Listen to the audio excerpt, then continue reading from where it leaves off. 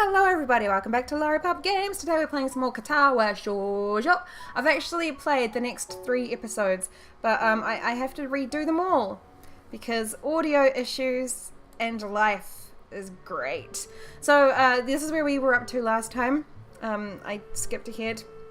So picking it up day 3 at our cool new school. Nah? I feel very tired this morning, probably because yesterday itself was a very tiring day. On top of that, I woke up far earlier than necessary. I hate it when that happens and you can't go back to sleep. After saying hi to Shizune and Misha, I start doing the work as instructed from the board. It already looks like today is gonna be heavy. I don't have a problem with that now, though. Shizune and Misha might jump on me trying to get an answer about whether or not I've decided to join the student council, even if it's just one day. I forgot about that. Stupid student council. We don't want to join. We're not going to join if we get the opportunity. I wouldn't put it past them to try, and I don't have an answer for them if they do. Yeah, you do. No. So, this situation is convenient for me. About 10 minutes into class, Hanako walks in and takes a seat, but no one looks at her. The teacher doesn't even comment on her lateness. He does, however, stop us to say that we're going to break into groups again. Oh no!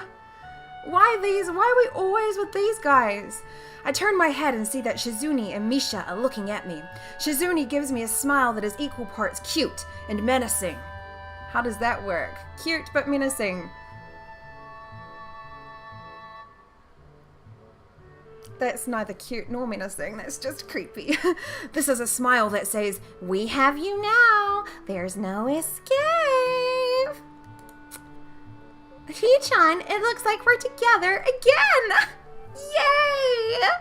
I didn't have any part in arranging that whatsoever. Misha leans sideways while Shizune pushes her desk closer to mine. There is really no escape now, unless I were to jump through the window. Defenestration, coming right up. I think that means jump out the window. Defenestrate somebody means to throw them out the window. Jumping out the window isn't the best option, sadly. Oh, I'll take my chances. We're only 3 stories up, right? What's wrong, Hee-chan? Oh, Hee-chan, have you been thinking about what you said yesterday? You said that you would think about joining the student council, didn't you? That's right, that totally just flew my mind. Better say yes, bitch, or I'll cut you. It's okay, Hee-chan, just kidding. We were talking about it after you left, and it would be rude to expect you to already have an answer for us this early, right? Right? Man, she's so funny. Crack up. I'm so happy you two are able to have a laugh at my expense, and even more pleased to know that you both know how crazy the two of you can be. Now that's over, Shizune snaps back into serious mode and smacks today's assignment with the back of her hand in an overly dramatic and important way. Body language is all she's got, mate. She's got to be dramatic, otherwise you'll miss her. When I actually look at the stuff, it's mostly just reading. In fact, there are only 2 problems. They're looking at me right now. Shizune, Misha. Fuck you. I almost want to say something about her rush to get started. Seems a bit much, considering the small amount of work. In fact, Shizune probably knows how little there is, and simply doesn't care. Yeah, it doesn't matter how much, it's about the effort, it's about the quality. It seems like the workload doesn't matter to her as much as the fact that there is work. The actual amount is unimportant. She approaches everything with the same level of ambition. That's probably why she's class president, mate. Oh, our girl! Hanako! I was gonna say, I just said her name and I've already forgotten. I feel like I'm off center. Yeah, there you go. I've got wiggle room either side. While I'm reading, I let my eyes wander around the room and catch Hanako trying her hand at solving the problems. It looks like she's working alone. Again, because nobody ever asks her to be her partner. I mean, I'm working in a group of 3. She's all by herself. There's nothing I can do here to even up the team scores, even just a little bit. Like, I couldn't possibly just leave this group and go work with Hanako, who is just a better person in general. What the fuck? That's the same as bullying. Exclusion is the same as bullying in my mind. Poor Hanako. She wants a friend. She clearly does. Anyway. If we get a chance, we're gonna ditch these bitches and get with Hanako. I can't actually remember seeing her working with other people before. Thinking back to how shy she is, it's understandable. Yeah, she just needs someone to show her a little bit of attention, dude. Wink, wink, nudge, nudge. Get your shit together, mate. Hey, that girl over there? Huh? Who, Hee-chan? Her, Hanako, over there. Does she always work alone? I think so, Hee-chan. Do you feel sorry for her because she's alone? Yes. Why don't you? I was just thinking that maybe she could work with us or something, you know. No. I don't think that would be such a great idea, Hee-chan. Why not? She-chan wouldn't get along with her. Why? Misha shuffles around the question, letting out a laugh that sounds very strange. It's nervous, but still has that lilting up and down quality present in everything she says. Well, just because, Hee-chan. By now, Shizune has noticed our conversation, and it makes me realize again how Misha has been signing everything she's been saying this whole time. What, Hee-chan? The friend of my enemy is my enemy too? That sounds so harsh. I'm not gonna say that, even though I just did. You said it anyway. Yeah, I do that a lot. Hee-chan is fine if you over here, just as long as she doesn't. She's the one I'm bitching about. I really don't like these two girls. I wonder if this is Misha's way of keeping things fair, since without her, I wouldn't be able to understand a thing Shizune is saying, and vice versa. Is that also why she signs all the time, so there's never a conversation Shizune will be left out of? Anyway, we should start on the problems now, Hee-chan. I thought that's what we were doing, bitch. We finished with time to spare. I'm just gonna move my microphone. Sorry. We finished with time to spare, and I decide to ask if there's any alternatives to the cafeteria, as quite frankly, the food so far has been subpar. This sends Shizune and Misha arguing amongst themselves about their favorite restaurants. All of them are downtown, so I don't think we have time to go all the way there. And what about the bill? Are they arguing just for the fun of it? Maybe. They seem so distracted by it that they don't even notice that the start of the actual lunch break has started. I'm just gonna chuck some extra words in there when I fuck up, so it kind of makes it seem like I've fucked up less than I have. I look over my shoulder towards the back of the classroom. She seems to be studying her notes from the previous class. It's an odd sight. Everyone else in the class is busying themselves with the lunch break, socializing, gossiping, rearranging desks. The ones with actual boxed lunches mixed in and chattering like everyone else, only interrupted by short bouts of eating. But when I watch Hanako, it feels like I'm the only one who can see her, almost as if she was invisible, sort of hiding in plain sight. Oh, go and talk to her.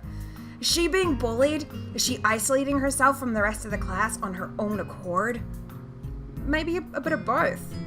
I see her look over her shoulder towards the classroom's rear door. Come to think of it, she hasn't turned a page since I've started watching her, probably because she's worried about the fucking creep that's staring at her while she's trying to read. I guess she's waiting for someone. What to do? Yeah, so I've already played this part and I went to talk to Hanako. The other options are just read my book, wait for Shizune and Misha to come have a discussion. I am going to stick to my decision to go talk to Hanako. I still feel bad for making her run away yesterday, so I'd better say something. Hey there, Hanako. Huh? Hiseo? Well, at least she remembers my name. True that. Hey, I just wanted to apologize for yesterday. I didn't mean to startle you or anything. I'm just new here, and I thought I should get to know my classmates. 話したくないね。今日悲しいから私の Actually, never mind. Joking. I'm fine. I gotta... My classmates and shit. Don't get distracted anymore. As Hanako looks up at me, I notice her scoring once more. It's a little bewildering that you can barely notice it from across the room, but it's so noticeable from up close. It's all over her. It must be down that entire side. It's on her hands as well. It's so sad. That's okay. It was my fault. Really.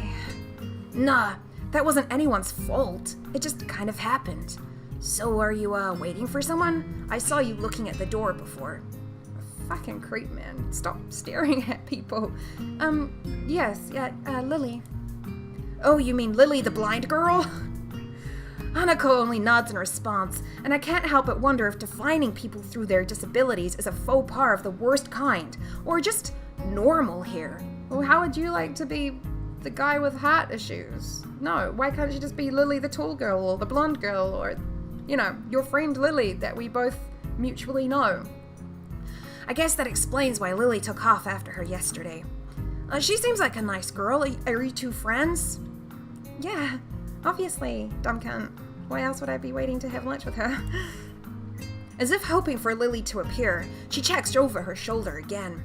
I think I'm making her nervous again. I hope I'm not disturbing you right now. No, that's not it. It's just easier if Lily doesn't come here. Oh, because it's hard to get around the classroom? Not really. It's those bitches, ain't it? Hanako's gaze drifts past my shoulder and towards Shizune. Shizune? Hanako nods again. What about her? Don't they get along? Hanako shakes her head. Clearly this is something she doesn't want to talk about. It does make a strange sort of sense, Shizune and Lily not getting along so well. Communication between the two would be all but impossible. True. One communicates purely by eyesight, the other communicates purely by listening and speaking. Yeah, you could see how that would cause some complications. Difficult, but not impossible. It's hard enough talking to Shizune through Misha, even when you can see whose hands are talking. Hanako is so focused on Shizune that I am the first to notice Lily at the door. Oh, she's here now. Hanako spins around to confirm this. Upon seeing Lily, she moves quickly to the door.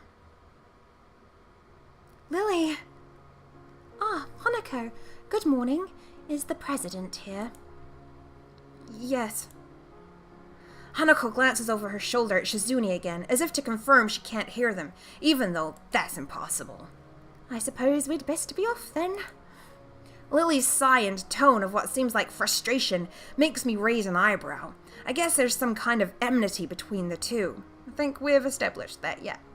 It's intriguing, but it's not really something I'd ask about. I'm sure if they wanted me to know, then they would tell me. It's only my third day here. I should be trying to make friends, not finding out why people are enemies. I think it's important to know why people are enemies, because then you know who your real friends are, right? Still, it's a little funny to find out that this school has little feuds, just like my old high school. Even if people are more tolerant of others, they're still going to get on each other's nerves. Hey, Lily, how are things? I'm sorry I made you run off yesterday. Oh my, is that Hiseo? I didn't realize you were here. It seems that Lily is a little embarrassed about being so frank in front of me. Sorry, Lily, I just thought you realized. No, it's all right, Hanako. Hiseo, please don't worry about yesterday. It was just a misunderstanding. If you say so. I'm still working this place out. Well then, I think you'll find most people here a lot more forgiving than elsewhere. If you're feeling a little confused, please don't be afraid to ask questions. Sure, I'll remember that. Lily? Lily gives a small nod of acknowledgement. I'm sorry, Hiseo, but we must be off. Hanako doesn't really look all that comfortable here right now, and Lily still seems a little embarrassed. I wonder if my apologies really made an impact. Do you mind if I accompany you two? I know that I'm pushing it, but Lily hums quietly, still smiling. I'm sure we could accommodate you. Couldn't we, Hanako? She looks at Lily, then at me, and then she freezes. wide-eyed. Could we not? I mean, sure, yeah. Well then, shall we go? I'm sure Lily wouldn't do this so easily if she saw how scared Hanako looks, but it can't be helped now, ha ha ha. Declining after the deal is sealed would only cause confusion and problems. I mean, I could just step away from the situation. I could do that. I can see how uncomfortable Hanako is, and I could just choose to say, hey, you know what, never mind, you guys go ahead. I don't do that. No, I'm just gonna fucking ruin their lunchtime too. So we all leave, all three together. Lily walks beside the wall, letting her cane gently tap against it every now and then.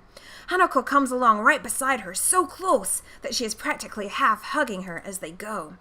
Although it must make her walking that much harder, Lily takes it in stride. As we turn around the corner of the hallway, something hits me in the chest with the force of a steam train. Hanako shrieks a little, and my vision briefly goes black. Ouch. It's a new girl! Emmy. Her name is Emmy. I remember her name because Emmy is literally my favorite name in the entire world for a girl. That's what I'm going to call my daughter, so this is Emmy. Opening my eyes, I see a pair of saucer-like green eyes looking up at me. They belong to the perpetrator, a short girl. Short? Really? I wonder why. I can't think of any reason except for the fact she's got no fucking legs. A short girl bumped into me and has now fallen down into the hallway floor. I could lend her a hand to help her up, but, you know, that would be way too gentlemanly of me. She wears a PE uniform and a very worried frown. The former strikes me as a rather strange thing to have on during a lunch break. She just ran into a stranger and is now on her ass and is probably quite sore. No, of course she's worried. She's got no legs. More striking than that, though, is that she doesn't have legs. Or she does, but they're not flesh and bone. Her pale and very much flesh and bone thighs end in shins and feet made of some black metallic or plastic-like material. They look disturbingly artificial and unnatural. Probably because they are. It almost makes me forget that my chest is hurting. The girl winces a little, rubs her nose, and jumps up. Why her nose? It'd be her butt, nah? Oh, I went with like a sun. Okay, here we go. I'm sorry. Oh man, hey, are you alright? I'm sorry about that, really. Sorry. I wasn't looking where I was going, and you just came out of nowhere. Sorry. Oh, that's bad. She's looking really apologetic, in the hurt puppy way of looking apologetic. I quickly forget about being angry or anything since hurt puppies are my weak spot. Why not just puppies in general? Why do they have to be hurt? I don't want hurt puppies. It's gonna make me cry. Also, why is she wearing undies? I get that it's supposed to be a PE uniform. They not shorts, girl. They not shorts. Who are you kidding? Those are underwears. But it's okay. Don't worry about it. Ouch. My fucking chest. Ouch. Oh no! Yeah, that's not good for us. That redness means death, means bad, means hospital. Not good. I say that, but there's a stinging pain growing in my chest, and I know that this is about the biggest possible danger for my condition. Don't overexert yourself. Don't forget your medication, and most of all, don't get hit in the chest. I try to rub my solar plexus to chase the pain away, holding my breath in an attempt to hear my heartbeat. Maybe you should tell one of your mates that this is happening to you. This is not good. We're gonna fucking die. Everything seems normal. Yeah, except for the stinging pain and the heart arrhythmia and the flashing red and all that shit. Ouch. It's normal. Hey, should I get a nurse? The worried, high-pitched voice of the girl snaps me out of it. I stare at her for a few seconds, dumbfounded, until I realize that I probably looked worse off than I really was, doubled over myself and looking all tense. No, I feel like you're appropriate levels of, looking shit. You could die. This could kill you. Damn, I'm overly worried about my heart. Again, appropriate levels of worried, I would say. No, I'm fine. Not only are they underwear, but they really don't leave anything to the imagination either. Why can't people just fucking dress properly in, like, anime and shit? Why can't they just dress normally? I don't like that aspect of it. Managing to say something in response, I pull myself upright, feeling my sore ribs one last time, and take a deep breath. She just knocked the wind out of me, big time, but it's nothing more than that. You sure you're okay? I hit you pretty hard. It's okay, I said I was fine, and nothing's broken. No harm done. That's good. Hey, Sayo, what happened? There you guys are. It's taken you frickin' long enough to help me. What are you doing? She's not quite up to speed for obvious reasons, but she sounds very worried, more than the situation deserves, really. Someone just bumped into me. Nothing serious, just winded. Sorry, it was my fault. I was just gonna get some stuff, and I was kinda in a hurry. That someone here is Emmy, isn't it? The little girl just coughs quietly and shuffles her plastic or metallic feet, looking down at them before saying nothing. Hi, Lily. Hanako. I guess the girls know each other. Please do try to be more careful. You might be sturdy enough to endure those sorts of accidents, but there are people who aren't. The girl blushes and starts to fidget nervously like a little child caught misbehaving. Yeah, she looks like literally a child. If he gets with her and there's a sex scene, I'm gonna have to, like, not do that, because she's a child. She's literally, like, 13, 14, right? It's so cute, I find myself smiling. Don't say that. I know that. I was just, going. I gotta go. See ya. A teacher will have my head. I promised to help with printouts, but I went running instead. So, I gotta go to change everything. Yeah. Before any of us can say a thing, Emmy has already bolted away, leaving the hallway eerily quiet. Does that kind of thing happen often around here? There are more rules in Yamaku than usual for running in corridors. But that really stops Emmy, it seems. She shakes her head weakly and offers a slight, composed smile. I don't think there's anything we can do to stop her, I'm afraid. Well, shall we be off then? Lily heads off along the hallway, and Hanako hurries after her. The route to the room the two use for tea is fairly simple to retrace, being still fresh in my mind from yesterday. How fast are these girls running that you can't keep up with them? She's blind. Lily and Hanako quickly go about the business of making lunch. Before I can even open my small bag of food, Lily's busying herself with her thermos and tea bags as Hanako is setting out both of their lunch boxes. So, this is what you meant by coming here almost every day? Yes. Hanako and I usually have lunch here. It suits us both, so we ended up using this room regularly. After seeing Hanako's reaction to me over the past couple of days, I can understand why this is a boon. That, and Lily being able to get some quiet away from her class as well. I take my seat last, after Lily's poured the tea for us, and sits down. The more time I spend with these two girls, the more I think they're a perfect foil to Misha and Shizune. Yeah. Even without a voice, Shizune is direct and brash, and Misha seems to get along with everyone. On the other hand, Lily is soft-spoken and relaxed, while Hanako seems to be the shyest girl I've ever met. So, how are you faring in Yamaku, Hasayo? You seemed a little flustered before. Apart from getting lost every now and then and being crash-tackled outside my classroom, fine, I guess. You looked pretty hurt before. Are you really okay? For a brief moment, I considered telling Hanako and Lily about my condition. You really fucking should.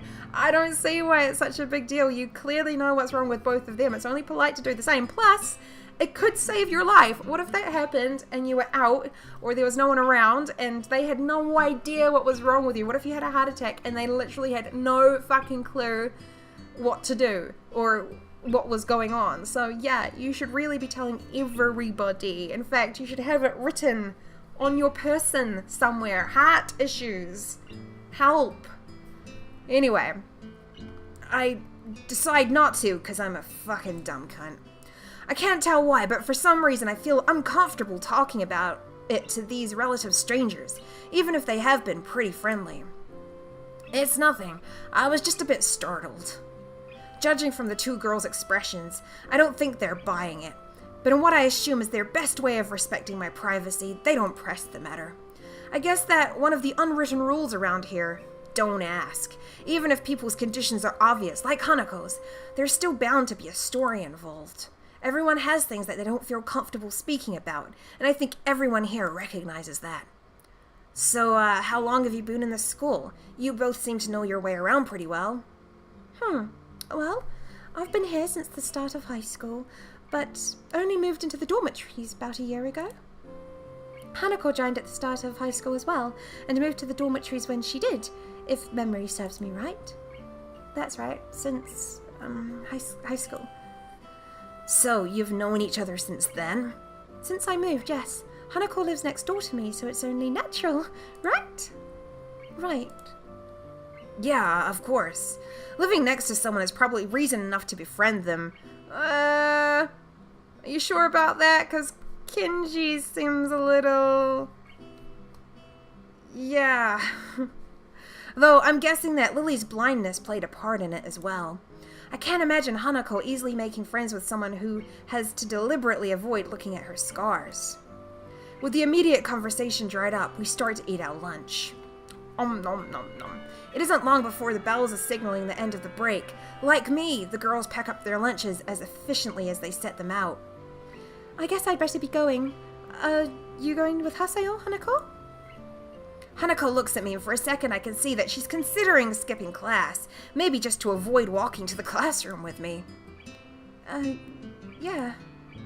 I don't know what to think of it. Hanako really is delicate to the point of breaking if looked at in the wrong way. It makes me a bit nervous too, but I push the feeling aside, trying to be as neutral as I can. Natural maybe, I don't know. We should hurry though. Class has already started by the sound of it. Lily gives a nod of farewell as she bends down to take her cane, Hanako and I filing out before her. We walk quickly down the empty halls to our respective classes. As we reach the door to Lily's 3-2 classroom, she turns towards me. Hasayo, thank you for sharing lunch with us today. My pleasure, Lily. You didn't have a choice. I was the one that invited myself. And with that, we part ways, Lily entering her classroom and leaving Hanako and me to make off to our own. She's still looking at me like she wants to run away. Let's do it. Let's just skip. Me and you, baby. Let's go to town or something. So, do you really want to go back to class now? Or back to mine? I was trying to be sexy. That was not sexy. Class is fine. Okay then. I feel like I should say something more to her, but it's hard to come up with anything that would be appropriate and safe enough. And Lily was right. The more time we spend out here, the more explaining we have to do. I open the rear door to the class and walk in. The teacher looks up at me and opens his mouth to say something. However, as Hanako follows me in and closes the door, he simply nods to us and continues his lecture, thank God, because I forgot what voice I gave him. This is the third time that Hanako has had her truancy practically ignored. There's definitely something going on here. Like I said, we really don't have to worry about Hanako's attendance. That's not our problem. She's got her own shit going on. Stop being so nosy. We make our way to our seats, and I notice that Shizune and Misha are both missing as well. I wonder if it's some form of informal agreement with the staff, or if it's a perk afforded to the unique students of this school. Trying to make as little disturbance as I can, I extract the relevant textbooks from my bag and start catching up. The class goes on quietly. The teacher seems like an okay person despite the weird first impression. Wait, we got a weird first impression of him? I thought he was pretty cool. And the material is relatively interesting. However, the way he teaches is really bizarre. It's as if he expects that everyone is a natural genius. When the final bell rings, I realize that there is still a lot of time left in the day, and I'm left wondering what to do. It's odd. At the hospital, I had 24 hours a day of free time, but here, filling the considerably shorter hours feels difficult. Everyone else leaves, and I'm left alone with the teacher. Muto is examining the assignment sheets we were working on earlier, marking them with a red ball pen. Raising his eyebrows from his papers briefly, he noticed me and furrows his brow. Oh god, here we go. Oh, what is it, Nakai? I think that was it. I jump at him addressing me, but I guess it's natural to spark some conversation since there's nobody else around. Nothing. Thinking about what I'd do after school. The teacher slowly puts the cap on the pen he is holding and arranges his papers into a stack, clacking it against the desk twice. He seems very methodical, and for a brief moment I'm reminded of Shizune, but the teacher is more unhurried and relaxed, much more routine. You have no plans? No, I considered joining a club, but I don't know what kind of club would interest me. Go observe a meeting or someone else's club. Might pique your interest. I guess. But I don't know how to continue from there. Muto looks at me in a way that makes me quickly want to take the words back and avoid a conversation, but I can't, so I have to forge ahead. I just don't know how to deal with people. I mean, the other students. I'm talking to people and everything, so it's not that I'd be isolated or anything. I just don't know what to think about, the disabilities. It's like, it feels that I'm being impolite if I pay attention to them, but it's weird to ignore them. Damned if I do, damned if I don't. Know me? The teacher scratches his cheek absent-mindedly, looking very unresponsive. These things are only an issue if you make them one. You can talk normally with someone, even if they are blind or anything. Try to look behind the superficial. There's not a single student here who isn't just a normal kid behind whatever they might seem at first glance. He says the same thing as Yuko did. Probably because they're right. I know they're right, but it's hard. How can you not consider, for example, Shizune's deafness, when the only way to communicate with her is through Misha? Or Hanako? It's not like you can just ignore her face. Well, you could. But I'm interrupted by the door of the classroom suddenly slamming open. Teacher! Misha crashes in, hand straight. Oh, teacher! Like that. Hand straight in an enthusiastic greeting, her voice loud and lively enough to wake the dead from their graves. I wonder if anyone's died at the school. Probably. That's creepy. She storms towards the teacher's desk with her bouncing step, hands energetically swinging with the rhythm. Muto is visibly dismayed by the interruption, and Misha in general. He slumps in his chair. Mikado. Misha stops in her tracks and looks around cluelessly, as if she's sensing from his tone that something's wrong, but has no idea what. Yes? We have talked about volume control before. Yes! We have! I ignore it! She doesn't lower her voice at all, and the teacher just rubs his eyes.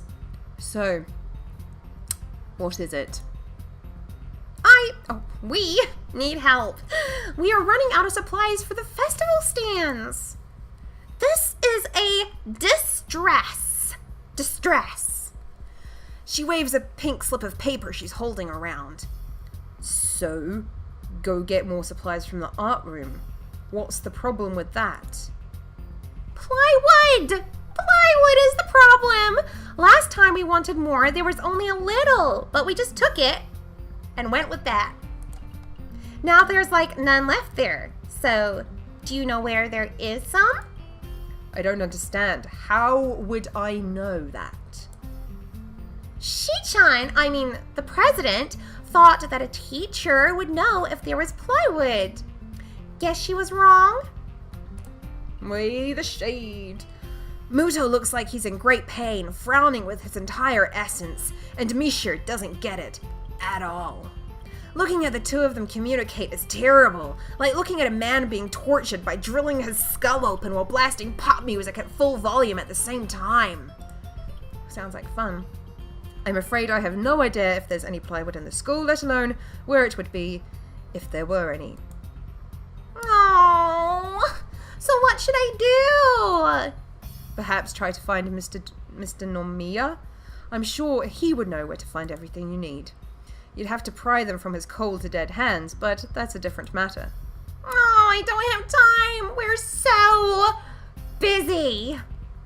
She holds her head with both her hands, looking as despairing as it's possible for a person like her. Even without noticing, she crumples the note she's holding against her hair. I shouldn't even be fetching these things. There's so much to do, and we're falling behind schedule. Muto looks at her gravely and then suddenly smiles. That sounds menacing. Smiling doesn't really fit his face situation. I think it'd be better if he hadn't. I wonder if you could get some temporary help. He switches to staring at me, focusedly, with a hard expression as if saying, go make some friends. Ugh. I guess I can give you a hand. You can! Thanks, Ichan. You are really nice. She pauses, does a double take, and then points at me with her finger, yelping, ah! And looking very puzzled. Come to think of it, what's Ichan doing here? Class is over. You should be having fun. Well, then I guess I'm not going to be helping you then, if fun is on the agenda. We just had a little chat. Oh no. It's not detention, is it? Are you in trouble, Ichan? No, I'm not. Is Ichan in trouble, teacher? No, he's not. Muto sighs deeply, and I feel that I have to help Misha to get her off the teacher's back. So, what do you need?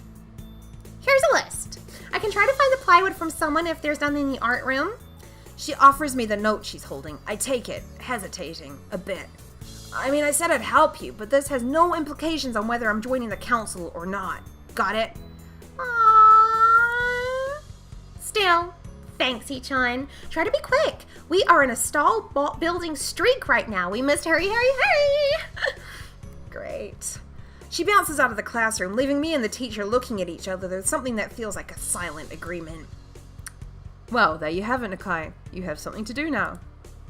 Please don't sound so smug. Looking at the list with a number of items ranging from paint to plywood, all written with small, neat handwriting that's undoubtedly Shizune's, I heave a sigh. I'll be going then. Waving the long list limply at the teacher, I exit to the hallway. The classrooms closest to ours are designated belonging to classes 3-1 and 3-2 on the right side and 3-4 on the left side, each door looking exactly the same. I'm glad I have that information. I don't think I could have figured that out for myself without it. 1, 2, then 3 in the middle, 4. Who would have thought? Further down the corridor, still with identical doors, are rooms that I didn't think were used for classes. I guess the art room is not a classroom as such. I carefully push open the furthest door and peek in. It's a classroom, but it seems rather badly kept or not in use. Am I in the right place? Desks and chairs are all around the room, a thin layer of dust settled on them.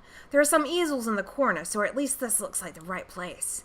The room is flushed in sunlight from the big windows, shadows creeping all over the desks. Specks of dust dancing in the stagnant air, making the beams of light almost visible. Jokingly, I call into the empty room. Anybody? Something catches my eye, and I stop mid-sentence.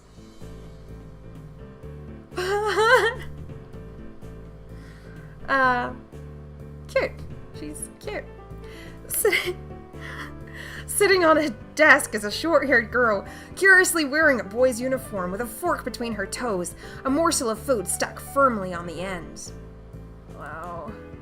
This odd way of dining seems to be caused by her apparent lack of hands, but her presence here is what takes me back even more. She's perfect for Emmy. She's got no hands, Emmy's got no legs, put them together. Perfect. They make a whole person.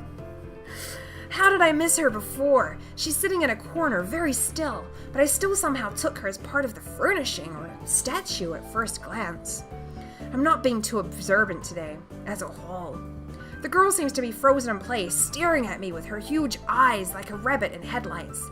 She's staring at me, her mouth wide open, ready to accept the fork. I'm staring at her, my mouth wide open, suddenly remembering I didn't finish my sentence and trying to think, if I should. This weird stalemate keeps us both stunned into silence, punctuated only by the wall clock ticking rhythmically. Hello? The girl stuffs the forkful in her mouth and is now staring at me expectantly while chewing. Well, this is a bit awkward. Hello. I was told to pick some supplies from here. Pick up some supplies, from here. For the festival stalls, I think. I didn't think there'd be someone here. There isn't? That is why I came here too. She picks up another forkful. Forkful! Doesn't that mean your hair then? She raises her eyebrow as if she was suspecting my observation was false. You are pretty observant, I guess it does. But who are you? The girl is pretty straightforward, isn't she? I'm Nakayo, Hiseo Nakayo. Nakai, I mean. I just transferred in on Monday. I'm Rin. Tezuka Rin. Rin Tezuka. I might sound French, but I'm not really. I just like to pretend. And I also won't shake hands with you because I don't have any. But at least we know who you are now. Huh? It's very nice. What? Her deadpan manner of talking makes it hard to determine whether she's joking about shaking hands or not. It kind of bothers me joking about these things. Doesn't feel appropriate at all. While I'm trying to figure out what's appropriate and whether this girl is, she seems to have lost interest in me and is now gazing yearningly back at her food. Can I continue with my lunch? If you don't mind me, I won't mind you. If you need to get your stuff, the supplies are at the back. Go right ahead, but lunch? School's already over for the day. What word would you use then? There's no word for meals that you eat after lunch but before dinner, right? It bothers me very much too, but I don't really know what I should say.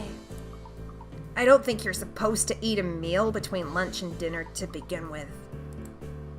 Ah, but I am hungry now, and my delicious boxed lunch would go to waste otherwise. I have curry. It's very delicious.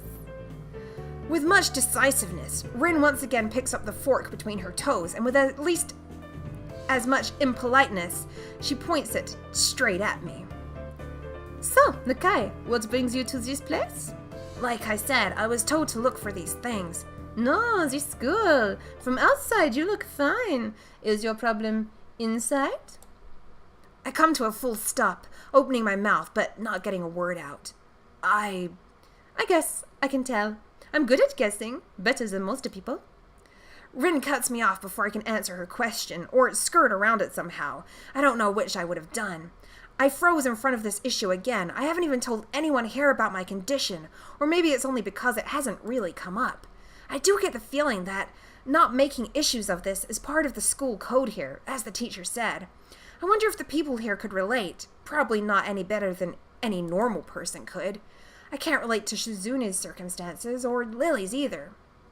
Naturally, while I go through this in my head, Rin keeps considering what my condition could be with an overtly contemplative look on her face. She puts her fork between her lips and leans back, looking at the ceiling, as if the answer was written up there. A beam of light illuminates her face from the window side, creating a mask of dark shadow on the other side. I don't think it's anything to do with your head, and something in your gut would be boringly ordinary, like this lunch of mine, and less delicious. I like her, she's cute. The problem... Oh, it must be in your pants. This messed up Sherlock Holmes kind of statement, and the sheer lack of tact it was delivered with, catches me completely off guard. I think I might have reeled back even physically as Rin's eyes widen in revelation and astonishment. So, I was right. There was something wrong with your tackle, isn't there? Still partially in shock, but recognizing the need to reply to something, I spit out the first thing that I can think of. No! Something's wrong with your tackle. It's not like that. I have a heart problem. Arrhythmia. Jesus. Leave my dick alone. I said it! More that blurted it out, but I said it. The girl in front of me purses her lips together and glowers at me, looking very disappointed. Oh, boring! Trouble in the pants would have been a much more scandalous, yes? What's with this reaction? I'm sorry I let you down. I forgive you. Just, I collect people, and a person with, that kind of problem would have been really great. Collect people? People with different problems. Huh? So you just, go around asking people what's wrong with them? Pretty much, yes. I see. With little left to say, Rin resumes her lunch and the conversation dies away, but I keep thinking about what she said. It's the first time I told anyone else about my condition. All the other people have either known about it already or heard about it from someone else, or didn't need to know about it like every other student here so far. Should I have told it as a natural part of introductions? Is that expected of me? Hi, I'm Hiseo. I have a very serious heart condition. Yeah, you should. Is that how I'm supposed to go around introducing myself from now on? Well, not to everybody, you know. Contextual awareness. Situational awareness. As if our disabilities would define us. What a disgusting thought. Or maybe this Tezuka girl just has an unnatural interest in such things. As I walk to the back of the room, I pick up the items on Misha's list. A chance opens to study Rin from the corner of my eye. Her hair is a burnt auburn, almost orange, and cropped short. Long hair would be impossible with no arms. True. The boy's uniform and the lack of arms make her look very thin, almost scrawny. Well, it just makes sense that she's wearing a boy's uniform, right? Because if she had to use her feet for everything wearing a skirt... Yeah. She's not particularly pretty, except for her murky green eyes, which flicker restlessly from below her short bangs, even when she eats. The distance and the shadows make it seem like they don't reflect sunlight at all, but instead absorb all of it within them like deep wells. You still talking about her eyes? She moves her feet almost as deftly as a natural person would use their arms. However, I can see how this sight would discomfort people, especially while eating. It makes me feel a little bit uncomfortable, at least. I hesitate to think about the word unnatural, but it's too late now, isn't it? I keep searching the cabins and shelves for Misha's things, but after enough time passes, the silence grows too uncomfortable, so I try to force some conversation out with this strange girl. So, do you always eat alone at this late, or do you get the occasional visitor? Such an awkward thing to say. Visitors? Maybe you are my first occasional visitor, but I don't always eat alone either. Sometimes I eat with a certain person on the roof, if she's not horsing around. Horsing? She likes to do sports. It's Emmy! Oh, and that's all I can think of to say. Both of us fall silent again as Rin forks the last bits of her meal into her mouth. I look down at my haul and double-check it with Misha's list. It seems I have everything except plywood. So I think I have all the things now. That's very nice for you. Well, don't feel obliged to stay. I was thinking about taking a nap anyway. You need to do whatever you are going to do with that stuff anyway, right? Or perhaps you would like to watch girls sleep? Is that the thing that is wrong with your tackle? Doesn't even make sense. I'm not sure what to make of this, but Rin looks serious. Well, even if I did, I think I have to be going. Why wouldn't you just deny that straight away? Why would you go, even if I... Why didn't you say, no, I don't like doing that. Fucking weirdo. I'll catch you around, Tezuka. You can call me Rin. I feel that our relationship is at this point good enough to warrant this much. Really? Is it really? I was already turning to make my exit, but she draws me back in. Fine then. I'm Hiseo. Then you are. Rin looks at me hard in the eyes, but that intimidating feeling you get when someone stares at you just isn't there. She looks so sad. It's like she's actually not looking at me at all. She blinks a couple of times, and I can't figure out why a pause like this just popped between us out of nowhere. Well, I'll see you later, Hiseo. There is something like a tiny smile there in her face. Maybe. I quietly back out of the room. As I shut the door in front of my face, I whisper to myself, what an intriguing person. From inside, I hear a muffled, sing-song voice. I heard that. What did she hear? Jump scared by the Misha. I jump at the sudden appearance of Misha, who I had not heard approaching despite the completely empty hallway. Somehow she'd just got into jumping distance of me without making a sound. Creepy. It briefly reminds me of Kenji's nutty theory about a global feminist conspiracy, but I pushed that thought aside. Oh, you're here too. Shizune, standing slightly behind Misha, looks aloof, as she couldn't have heard the remark that drew Misha's attention, but Misha was visibly excited. No, wait, more importantly, who's in there? There's no club meetings today. She tries to curiously peek past me, even though the door prevents her from seeing anyway.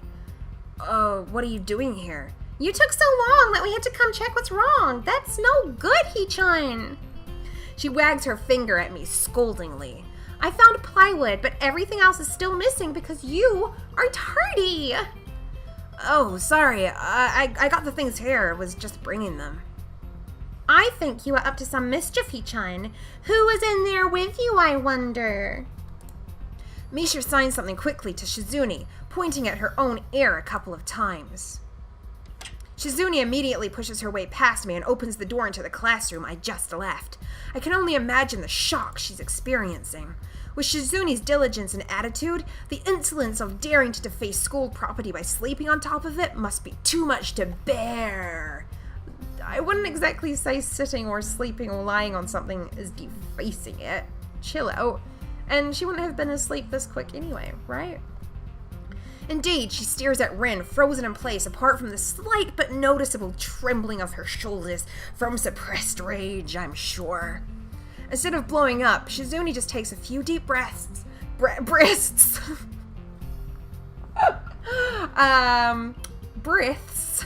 adjusts her glasses, and slams the door shut, turning to sign furiously at Misha. Maybe she did just blow up, and I can't understand it. She shoots a very loaded stare at me, too, as if it was somehow my fault that Rin was sleeping on one of the tables. It kind of probably looks a little dodgy, to be honest. I hope she's not getting any funny ideas about the reason of my tardiness. Just be like, no, it's not what it looks like. We didn't do anything. I've got a genital dysfunction thing. It's fine. Trust me. Ella! Rin's voice comes from the other side of the door, and it takes a few eye blinks to realize she might have trouble opening it. Yeah, true. When Shizune slammed the door shut, she would have known that Rin couldn't get out again.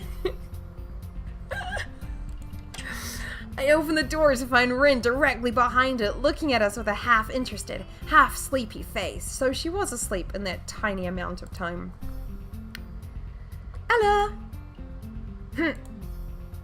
Miss Tezuka, what do you think you're doing? You absolutely are not permitted to use school property for such a disgraceful activity. It's really not that bad. Chill. I'm sure. It sure is suddenly very crowded in here. I didn't know I was this popular. It's hard to say whether she's happy or unhappy about this turn of events. At any rate, she ignores Shizune/Misha's scolding, so they have no choice but to drop the issue. Shizune taps Misha's shoulder, points at Rin, and makes some quick signs. Popularity aside, please don't do that anymore. Anyway, how is your project going? Will it be done for the festival? Rin looks at them blankly, apparently at ease under the pressure Shizune's cold stare is putting on her. I keep wondering about that myself, too. And? We'll think about it harder. As Misha signs her reply to Shizune, her face turns into an unsatisfied frown. Miss Tezuka, please try to take this seriously. It will be a disaster if the wall looks like someone threw up their lunch onto it. Rin nods assertively. We'll think much more seriously. Misha actually giggles at that, but Shizune does not even after translation. She just shakes her head, takes the materials from me, and takes off with Misha in tow. Rin frowns thoughtfully as she looks after the retreating student council duo. How rude! It's true though. I must finish my project before the weekend.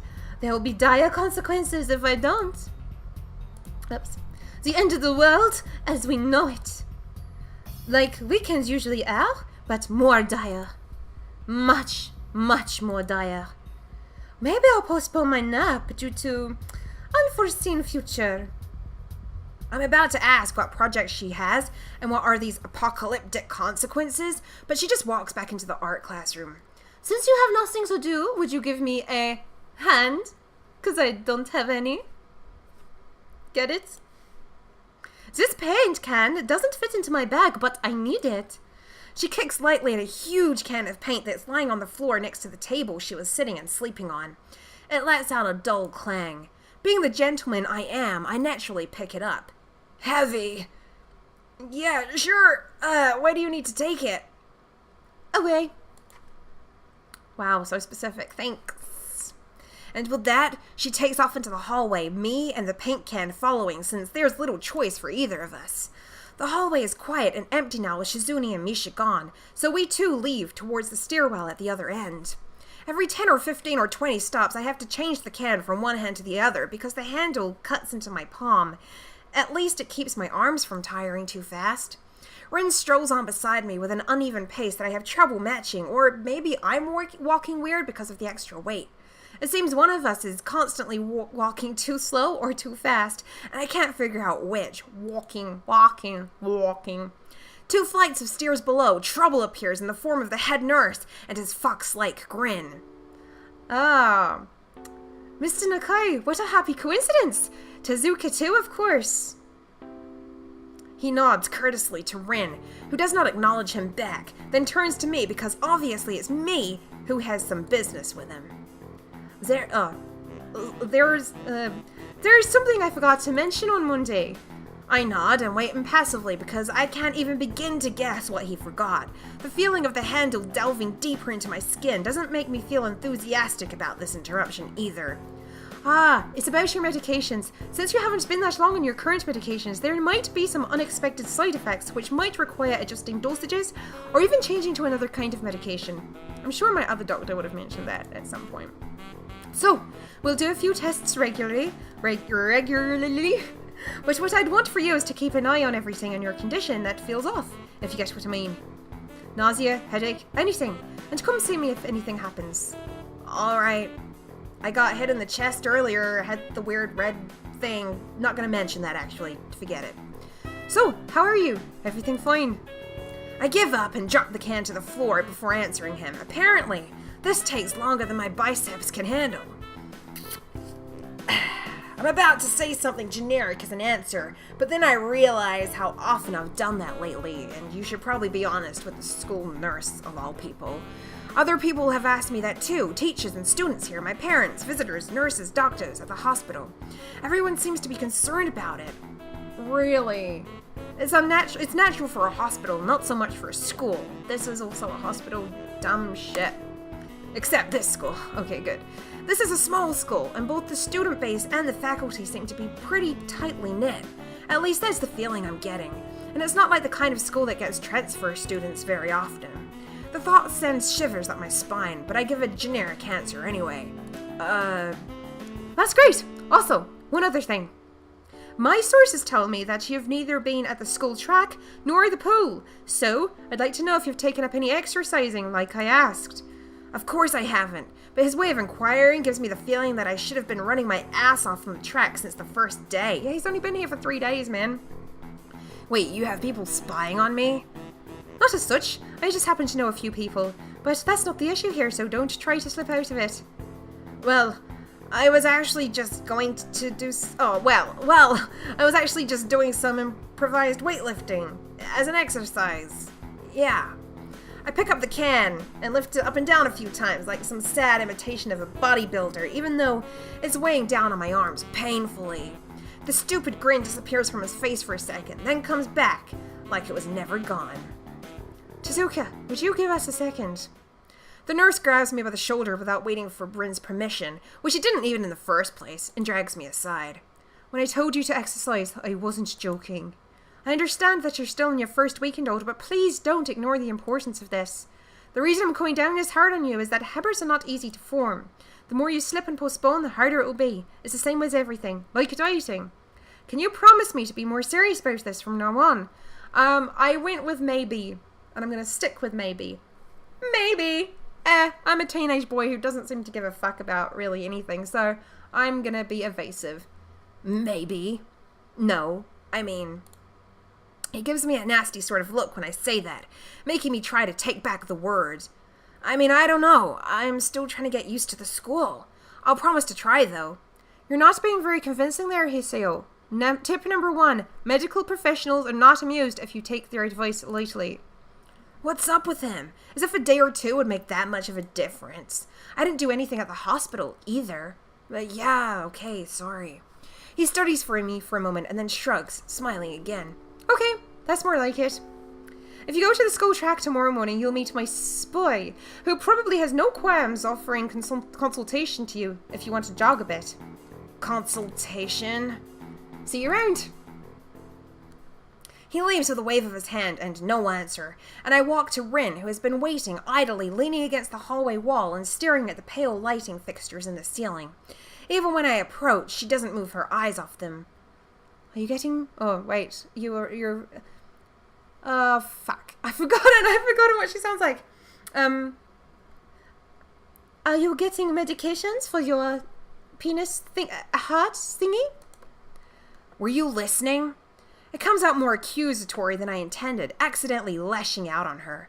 But even so, I don't really want to start talking about it. I just met her. I don't know her. It's none of her business. The nurse seems to be happily ignorant about confidentiality, too, talking about that kind of thing in public. He just asked if you were working out, dude. Jesus. But that's not Rin's fault, is it? I look up at her, suddenly feeling a bit guilty, but Rin is just staring past my shoulder quizzically, her head tilted like a bird's. Sigh. I don't know why this is so hard for me. It feels like there's some inexplicable lock that prevents me from being upfront about this. Yeah, they're for my heart. Will they make you better? No, not really. They just make me feel a little worse, so... better, then. Rin keeps looking at me for a while longer. She neither says anything further, nor displays any kind of emotion I could discern. I'm glad that she doesn't. I think I'm still not quite used to all this. At the hospital, it was easy, but I still haven't sorted my feelings out about having to live a normal life with this disability. We leave the main building, and Rin leads us on towards the dorm. We stop at the small patch. What the fuck is going on with my words? Words. Music break. We stop at the small patch. I just did this small patch of greenery in front of the dorm building. I'm gonna get it. One more time. We stop at the small... One more. We stop at the small patch of greenery in front of the dorm building. Worth the wait, right? The dorm is built on a slightly elevated ground with a wall and a few trees that everyone has to circle around every time they come or go. It's probably the only inconvenient design in the school. Pretty major inconvenient design considering you have to go up and down every single day, multiple times a day, because your school's there and your dorms are there. The entire wall, made up of some kind of bricks, same kind of bricks, I'm getting tired, has been covered with some sort of painting. How long is this episode? It's been an hour already. Jesus. Most of it looks like sketches, quick lines drawn with black and white against the gray plastering that covers almost the entire length of the wall, but some places look a bit more finished. There are human faces and legs and hands. I can't quite say what the painting as a whole might portray. Stacks of what seem to be paint cans are arranged in piles on the ground beside the wall. See? The left side is hardly off the ground yet. It's because I couldn't get in the mood yesterday, so I gave up and went to meditate instead. Then it was suddenly morning. I have to work on it, but the guys from art class are helping with the negative spaces and base surfaces whenever, which is a problem. It's easier to paint big areas if there is a lot of people. With hands. Probably, yeah, it would be very difficult. Really difficult, actually. The reach is better, and faster too. She goes on a tangent of a tangent, waving a little with her arm, or whatever of it there actually is, to demonstrate, even though I got the point already. The white cotton of her sleeve flaps around, and it makes me think it could look sadder than it does. But it makes me feel out of place, like almost every tangible reminder of the student base's special properties has in the last few days. This girl doesn't notice my dreary feelings, of course, or the fact that she's lost me a little while ago. She just keeps on blabbering. So that is why I'm trying to figure out if there's something I need to figure out, and then figure out that before it's too late, and all hope is lost. Why would all hope be lost? Because paint has to be painted, and then it has to dry, and then it has to be painted over with another kind of paint. It takes time. She finally stops, apparently thinking she made some kind of statement that makes sense. I think it's best to start from the top. So, this is your project? You did this? Yes. All of it? Yes. Nice, but I stumble with my words, suddenly feeling like I've walked straight into the minefield of political incorrectness. It's okay, you can say it. I probably won't get mad. I blush really hard. I don't really know what would be the right thing to say, if anything. It feels that I'm way more sensitive than Rin is, though. This is really awkward. Don't you want to ask? She already knows what we want to ask anyway, might as well. How do you paint without hands? See? I am such an easy person to talk to, right? With my feet. I almost guessed that already, but isn't that hard to do? You're really good at guessing. Anyway, I don't think it is, but maybe I'm used to it by now. I can't get my mind around the fact that she could be an artist, but seeing how adept she was at using her feet to eat, I figure painting might not be such a big problem either. Neither of us has anything more to add to the subject. The afternoon light works pretty well. I was afraid it would look too flat, but it's not like that after all. I think it actually works pretty interesting. I wanted to see if that looks what it looks like in dim light. Do you think it's flat? Well, paintings tend to be flat, so... Not like that flat, you know, like flat. Like some people are, no substance, no meat, whereas there should be some. Like my arm stumps. I know a few girls who... Okay, I get it, but I couldn't really tell. I'm not that good with art. I can't name any artists or artistic terms. You can still tell if something looks good. So I don't really have anything to say. I don't like art either, but I can still tell that that looks like shit. Rin shrugs her shoulders at that, saying, "Suit yourself?" without saying it, and looks up at the sky as if trying to look for something up there. I don't really get any actual work done, but if you give me a hand with the paints, I could do a little before it's too dark. I wanted to get a halogen lamp like the ones they have at the sports tracks, but there aren't any. Rin sure is quick to recruit my help, as was Shizune. It really makes me feel that the festival is such a big project that every pair of hands is needed. Every pair of non-hands too. Why not? I'm not really sure if I can be any help though. It's just mixing some paints if you can do that. Probably not. Do you have motor control problems? Like, you know, those people who have some? Cerebral palsy, maybe? Not that I know of. I get it. Hard thingy has nothing to do with that. She gives me a sly look for no reason. No, it doesn't. Let's do it then! So she sits on an empty wooden box and very naturally picks up a wide brush between the toes of her bare right foot. I open a few of the cans and pour some of the contents into shallow bowls for mixing. I wonder if she's ambidextrous, but with her feet. Ambipediatrist. Or if she can only paint with one hand. Because she was eating with her right... I can't remember. Paint and stuff. The thick paint flows lazily from the can to the bowl like syrup. I mix them, creating funny, hypnotic-looking swirl patterns that melt quickly into each other to form a new, monotone hue. Rin sets to work, every now and then asking me for a hand with something or the other. Finding different brushes is easy enough, but mixing the paints to be the exact tone this girl is apparently seeing in her head is a frustrating ordeal. She wants precision down to the last milliliter before she's satisfied, but her instructions are obscure, to say the least. Add half a splash of green. I crouch down to pick up the can of bright green. The other green! This green! I carefully pour some of the other green into the mixing bowl. No! That is almost a whole splash! More white. Is green a good color to add? No idea. You're the artist here. A hint of smile appears in the corner of her mouth. Do you lack an opinion? No, it's just that I have no idea, so I do lack an opinion then. It's okay, because I have got the idea. Add more white. With this exclamation, I pour a minuscule amount of white into the bowl and mix it. It looks slightly whiter. That's not good. It has to be like the color when you wake up and you know that you saw the meaning of life in your dream, but you can't remember it. Actually, maybe it's yellow.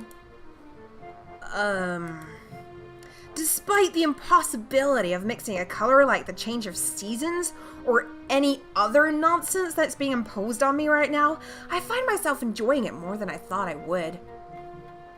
Yeah, it'd actually be kind of fun. Seeing a painting being born on the plastered wall feels like magic. I spend the moments I have between mixing paints crouching down on the paving and just looking at her work. It feels slightly intrusive at first, like breaking some imaginary intimacy, but Rin doesn't seem to mind the least bit. Maybe it's just in my head. Her entire presence emits a completely different air as she patiently works the details, adding layer on top of layer of paint, steadily moving her foot across the wall to add new shapes. When I manage to produce a passable mixture of paint, the rare smile on her face is oddly rewarding. Apart from the few words when discussing paint mixes, neither of us say a word for the longest time.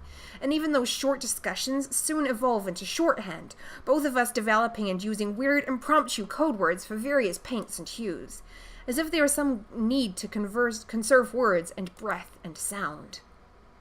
That's deep, man. Maybe she just can't be fucked talking to you. We stay there late into the evening until it becomes too dark to paint properly. And then we make out some hot shit. Oh, that's it. That's us. Okay. I'm just gonna save that. Guys, if you enjoyed this part, I can't actually remember what really happened. Rin happened. If you enjoy Rin, then leave us a little cheeky like, comment, subscribe, all that good shit. And I shall see you next time. Jana!